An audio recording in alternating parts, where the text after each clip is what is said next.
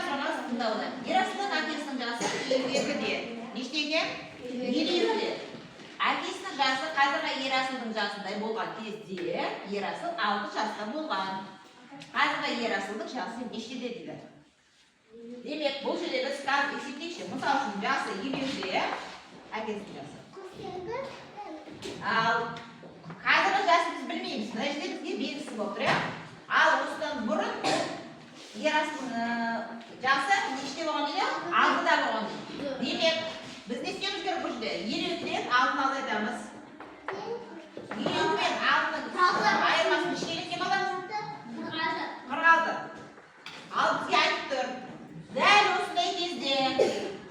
Демек, қарасаңдар, тура несі? Жартысы. Демек, 46 біз нешеге бөледі дейміз? 46-ды 2-ге бөлетін болса, қанша болады екен бала? Ойлап көрейікші. Жеке-жеке бөлетін болса, 4 мен 2-дің бөлінісі неш? 4 2-ге бөлсе қанша? 2. 6 мен 3-дің бөлінісі? 2-дің бөлінісі? 3, я? 3. Демек, 23 жасы екен. Демек, қазіргі Ерасылдың жасы 23-те екен. Себебі бізге айтқан еді басында. Ерасыл қазіргі жасында болған кезде 6 жаста болған еді. Демек, қазіргі Ерасылдың жасы 23-те екен.